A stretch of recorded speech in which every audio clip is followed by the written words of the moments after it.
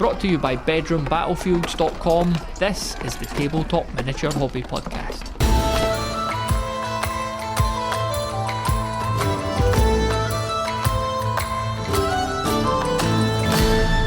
Should I continue to open these Q&A episodes by stating that the guest needs no introduction before duly proceeding to give an introduction? Listen, you know who Tuomas Pirinen is, and I'm sure you'd much rather listen to him talk than me. So let's just dive in, shall we? First question to Tuomas then, why does he think this hobby still exists? I think you look at the history, because of course the modern wargaming, you could say that that's Wells's Little Wars. But of course, you look at the history to the ancient civilizations. They had their own versions of this hobby. They had the games of strategy and beautifully crafted pieces representing armies. I also think that the huge resurgence we've seen in physical games is that as our world goes really digital, we are at the end of the day, we are flesh and bone. We crave. The reality of physical things, books, miniatures that we can touch with our hands, that not everything is this thing that only exists in the cyberspace. Again, I'm not criticizing. There are great many things that have come out of the revolution in the technology, but I think the social aspect is huge. There is less and less face-to-face contact, but a tabletop game is getting together with your friends and interacting them. Is as nature intended us in these small groups is going together. I think it's very healthy for us. Like the studies say that we separate very early age fiction and reality, and it's very good for us to explore areas in fiction that are not and shouldn't be part of our lives, like war. We love the concept of competition, the combat. But of course, all of us know that we should avoid war at any cost. But it allows the worlds of fiction, allows the thrill of this great conflict and engaging your imagination. I think in the case of Games Workshop, the foundational work we talked about with John and Rick and others, there is stories, characters. The Imaginarium there that just engages your brain and stays there. You know, when John announced his retirement, I posted a couple of things, and it's an insane number of people used and commented. And the thing is that they all remember, usually several, but at least one like seminal piece that's in the back of your mind. I think there are characters we've written and the games we've written that you played, and there was this incredible experience that you just go with you, that you don't really get anywhere else. It's a combination of art, you being engaged yourself and doing stuff. It's the modeling, painting. It's the many people draw. It's because of it. It's the writing. I think it's memorable and the people find it enjoyable. And I don't think it's a kind of experience which by its nature is very difficult to truly digitalize. At the end of the day, you can't hold and get physical paints and paint something in digital space. You can do great many things, but not that. But like everything, I mean, people always ask me about Mordheim. Why does it endure? And I said, you tell me. You guys keep playing it. There is no official support. It's it's played by more people now than ever. So it has to be the product itself. Because I can't force anybody to play a game I made. That's a conscious choice, and for them to keep playing it is again. They do it because they enjoy it. So your answer is it's you guys. It's your fault why it's endured. You keep playing this stuff we come up with. What's your favourite book of all time? Oh, Lord of the Rings. It's both as a work of fiction and a literature, and I think for so many of us the foundation of why we are in this business. Very much it's also the David Day's Tolkien bestiarium that turned it into incredible pictures. And here we go again, John Blanche and Miller. When I was a little kid, he was already at it. I'm gonna paint this bloody fall of Gondolin. It's it would be silly for me to say anything else. And of course, his wider legendarium. There are many other important books. It's the Master and Margarita by Gogol. It's the Dune on science fiction. It's the Ursula Le Guin's work. It's the Earth on especially the first 3 books of Earthsea. The Finnish author Mika Waltari, his historical novels. I read a lot. Who or what is your biggest inspiration in what you do? Good question. I think it depends on which area you're talking about. Because I get, for fiction or for rules, there are different people. It's the inspiration. I say it's a difficult word. Again, you have to say Tolkien because we are all stand on a Mount Tolkien. That's the reality of it, and anybody who says otherwise is lying. But Rick was my mentor. He taught me the ropes of how to be a game designer. Jervis as to how to carry yourself as a man and a game designer. It's never can reach quite his levels of wholesomeness, but there is because you remember, it doesn't matter how brilliant you might be in your job, you should also strive to be a decent human being in what you do. That is at least as important as any skill you might have on your specialist area. On my sort of how to approach people, my grandmother is somebody who comes from very simple background, and the shows that you can do it. It's you must have perseverance. Treat everybody equally. Very important. There's been several great artists that have inspired me. But like I said, when we go to the foundational stuff, is the Ian Miller's and John's stuff from my childhood. It's the absolutely always loved Frazetta's work. I'm a fantasy guy, so this comes through. What's your best value budget hobby purchase of less than £20? Wet palette. It will change your painting totally. You need less than that, because at the end of the day, you need a plastic box, some the tissue paper, water, and a sort of baking tray paper. It'll totally change your ability to paint everything. Nothing will be the same. The difference is so massive. Your life will be so much easier. If you could live in any historical period, where, when, and why? Good question. Is if I'd have time to learn ancient Greek, I would go to talk to Socrates, because his thought on seminally, it's how to live a good life, what is wisdom, is who we are, it's what is right and wrong. It's and I really like many facts about his life. Like, he had all these filthy rich Athenian nobles as students, wouldn't take a penny, made his living as a stonemason. In his youth, we all see this old dude with beard and big ugly noses. In his youth, the first spear of Athens, the great general Alcibiades, Socrates saved him against 3 bloody full Spartan warriors.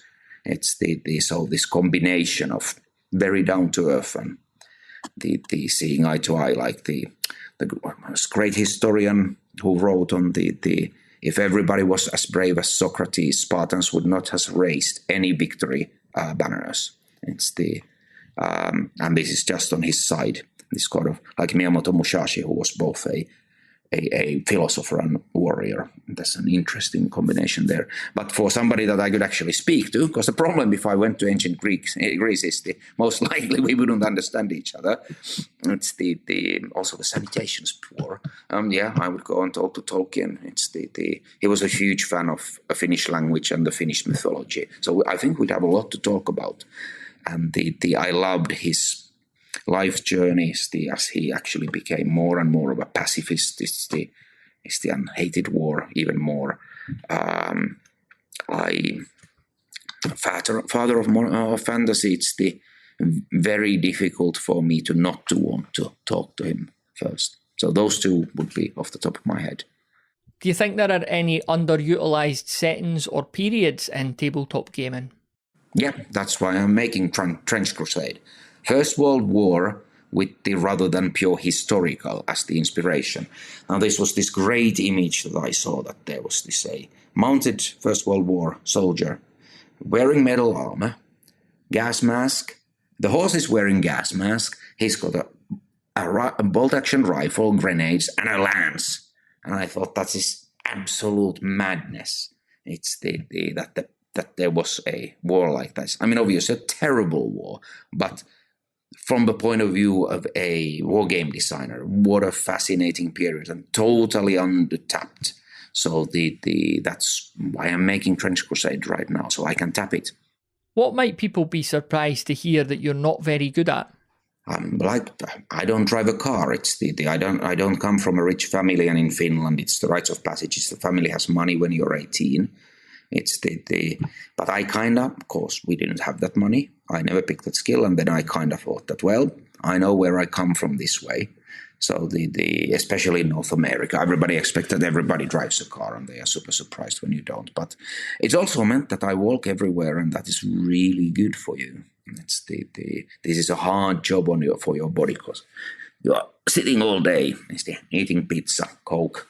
I mean, I got to avoid a lot of that because I don't have a car. What have you recently changed your mind about? I was I've been proud of the sort of a rising level of professionalism in the industry. It's and I'm now talking about the hobby shops. But I also think that maybe we've gone a bit overboard. It's become too much like when you go to a lot of the stores, that it's become too much like a bank. It's it's too posh place for somebody like me, which is a little bit weird considering that I do it for a living. It's so getting a bit more of the old skunk works. There's this place called Lead Belt Arena here in Nottingham that I visited. It's like a good old down to earth, like the maybe not every single surface is polished to mirror finish, but the super welcoming. It's the stacks of games everywhere. You can lose yourself into it. It's maybe it's more that we need a balance there, that there are the shops that somebody like I can walk into and don't feel that the shop is way too posh for me. When was the last time something in the hobby surprised you? This is very specific, but I went to Italy because I thought I'd seen everything about miniature painting already. And there is this guy, it's the Dark Age Workshop, this great Italian miniature painter who uses real hair and fur and fabric in the miniatures, flawlessly, like it suits. Because of course, normally the scale is wrong, but he uses stuff from the fishing shops, which is the right scale for miniatures because it's so fine. And I saw stuff that the hairy skaven that look perfect using real hair and fur and the natural materials. Absolutely incredible and something I'd never seen before. They're very surprising, and I'm really glad I could see something that really like came from off the left field for me. Tell me something that's true that almost nobody agrees with you on. You should, when you ask for rules answers, the answer should always be rules as written, even for often that is actually really unintuitive or might be unbalanced. But the thing there is that the most people want you to answer with a question that sort of agrees what most of the fan base does. And that's good if you've done a official FAQ or new edition. But otherwise, you have to think of the new players who acquire a game. And they learn the rules, then they go and play in tournament, and everybody is pulling out these answers on internet that the designers given that are different than what's in the books, so that'll ruin the experience for new players. So especially for a competitive setting, it's you should follow rules as written as much as you can, even if everybody kind of would like to play it in a different way, simply to make it more welcoming to new players who don't have access to some obscure answer that a designer's given online. Tell me something you once believed about the hobby that turned out not to be true. Yeah, I mean, of course, when you were a kid, I thought that there were, when you read the fiction, that there is this great plan that's all planned out in the, say, Warhammer or 40k universe. But in reality, once I started working with it and with the people who did the original text, we use something called closed door method. So you write the fiction and you leave a lot of mysteries that you can return to further. But we don't have any idea when when we write those. But then you look really clever when you reveal later on. You decide what that closed door, what's behind it. Usually more closed doors. And everybody thinks that there was the great a set fiction that we are all following, and we have these reference materials. No, it's not like that at all. Are there any common hobby myths and misconceptions that make you roll your eyes? Well, I'll say one thing. It's when we are talking about Warhammer specifically, there is this weird trend right now, is the thinking that the Imperium are good guys in Warhammer 40,000. I said, well, the bloody first page says that this is the worst of all possible worlds.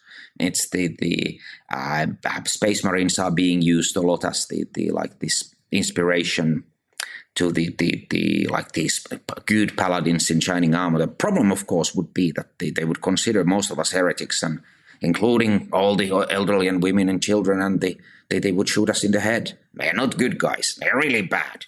It's just that people they are fighting quite often tend to be even a bit worse, but that doesn't make them good. So I see all these the memes glorifying them as this is what goodness and wholesomeness looks like, and just make me think that, have you read anything in the lore? They are really bad people. Are there any particularly satisfying mechanics you've either created yourself or came across whilst playing someone else's game?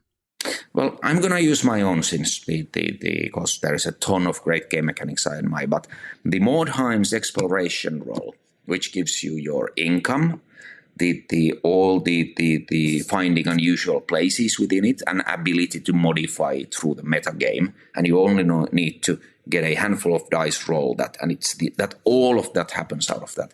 I really like when I don't have to force players to roll again and again and again and again and again to get the end result. Sometimes there are places where you want to roll a lot of dice, or you want to roll on several subtotals, but for something that you do repeatedly, that's part of the core loop, like the end game core loop in Mordheim. I'm really proud of that, the exploration role. I got a lot of stuff out of a single handful of dice. When it comes to regiments, do you prefer monopose or multi-kit? I've so much gotten into painting lately that now I would go with the multi-pose, simply because I get bored doing the same model again and again and again. Do you prefer plastic, resin, or metal miniatures? That's a tough one. All of them have something to say about them. I'd say right now resin, simply because I've been painting a lot of resin, so it would be easier for me to get going. That's just because I've been doing it so a lot of it lately. Do you prefer black, white, or zenithal undercoats? I do zenithal for everything nowadays. Black, then the grey from the 45 from above angle, and then white. Everything. And what's your ethos when it comes to basing a miniature? I like a lot to go on again, for the simple reason I get bored if I do the same thing again. So now I bought lots of little gubbinses and the tufts of the grass and whatnot, is the fake little rocks and anything, just to make it more fun for myself. Do you have any advice for those who want to follow your path? Well, read a lot, and not just the easy books. Read Dostoevsky. You have to be very good at crafting words, and the only way really to do that is read and then do it. Go to school. You have a huge advantage that you can study game design now in university. When I was doing it, there just was simply not a single place to learn it. None. It's the go and study so you learn the basics. So you don't have to start quite so rough. Learn to write on schedule. Like the great thing that Games Workshop did when I joined us, everybody who went into game design had to do a stint at White Dwarf, because when you have to deliver a 120 plus page magazine every month without a fail, and there is no option of not doing it. It's that teaches you to not have a writer's block. There is no time for it. And finally, what are you working on right now? And is there anything else you'd like to share with the listener? Well, I obviously work on a video games. I have an absolute metric ton of them right now. That's my day job. With my friends in Finland. If you want to play a really fun old school the 2D platform shooter. There's the game called Mr. Autofire we do. Check it out on App Store. It's doing really well. It's super fun. On the tabletop space I'm working with Mike from China, who you know from the Diablo games, a absolutely tremendous artist. And the Brass Monkey, James Sheriff on modeling side, Mira Manga that people might know from Inquisition 28 on this game called Trench Crusade. It's a sort of a First World War meets Demons. It's on a sort of a Mordheim level of skirmish game. We're doing a full model range.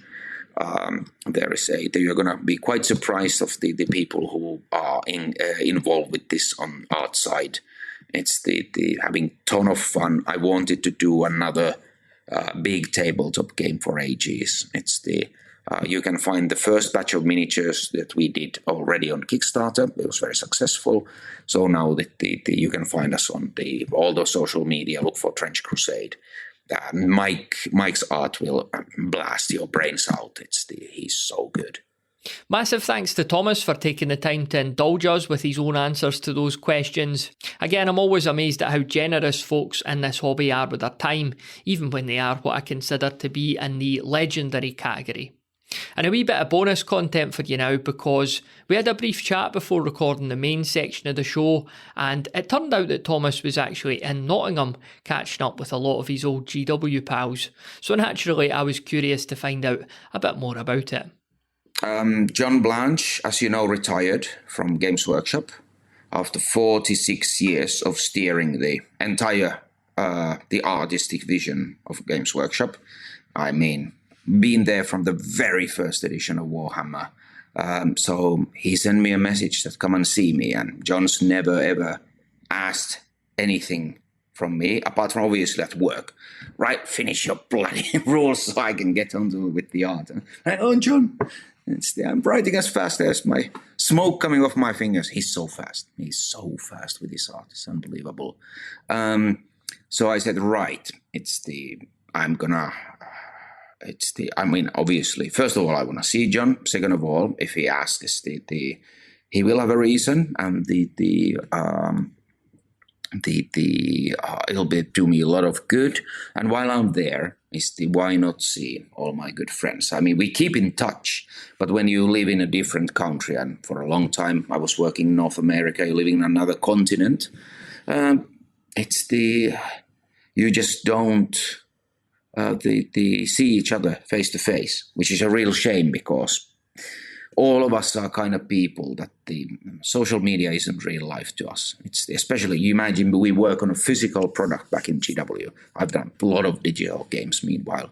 So when I came to see John, spent a couple of days with him, stunned. He wanted to do an interview, which he never gives. So we did an interview on working together, his art. It's the reaching back to because he obviously is, all those days of the first edition Warhammer, the beginning of Games Workshop, where Ian Miller, how he got to meet him, it's doing the cover of the first edition of Dungeons and Dragons. Like, we are talking about deep foundational base of the entire hobby, like in a kind of level that you, quite frankly, there are maybe 2-3 people like him that you can have that conversation with. It's because there just simply aren't. Gary Gygax is gone. It's so how many others of the true pioneers that were there from the very beginning. So the very special. Cool, great stuff. I've just got another question before we start with the pre-written ones, but. When you get together with those folks that you mentioned, like household names in this hobby, in this industry, and you worked with them so long ago, is it just like no time has passed at all once you're together? Like, is it just like you're back there in time? Yeah, no, like we start from the exact same point we left. I know it sounds like it's sort of a fake answer, but it's true. Like we just get right into it. It's I think all of us are like the exchanging empty platitudes. None of us want to do that. So we get right back to what is our passion. And it's a shared passion. Like, I mean, we come from different angles, whether you're an artist or a fiction writer or a game designer or a miniature sculptor, but it's our life's work, so that's what we want to talk about. Obviously, sure, we talk about how we're doing and the important people in our lives and our families, but as part of that flow, it really is that it feels like I just continue the discussion I left last time when I sat down on a chair with him. It's just the way we are, I guess. It's sometimes you'd imagine it would be more awkward, but it hasn't been thus far. Just one wee last thing I just wanted to point out, because I've been rereading all my old White Dwarfs from the 90s, and I found they had an editorial about how they got on the internet. This was like 1995, and I think shortly after there they mentioned, they published one of your articles, and from what I saw, they basically found that article online back in the mid-90s. Yep. So was that the case? Yeah. Yeah, it's absolutely the case. It's Finland was in a deep economic depression at that time. I was just out of the army, young lad. So it was an outlet for my creativity. I didn't think anything would come out of it, but I wrote tons of stuff. Tactics articles, new army lists. One of them is the Cyril Journal published the Kislev army list, which is the first professional work I did for Games Workshop. But absolutely 100% true. They found my articles on internet. I've only found out later that there was quite a big following of it, like around the world. I mean, of course, people talk to me, but I was super surprised to get an invitation to Games Workshop. But 100% true. Everybody do not try to get a job that way. It's not going to work. This was a very different time. Thanks very much for listening to this episode of the Tabletop Miniature Hobby Podcast. If you enjoy the show, then please do share it with someone else you think might enjoy it too. And be sure to check out our Discord community of like-minded hobbyists, which you could find at bedroombattlefields.com/Discord. It'd be great to see you in there.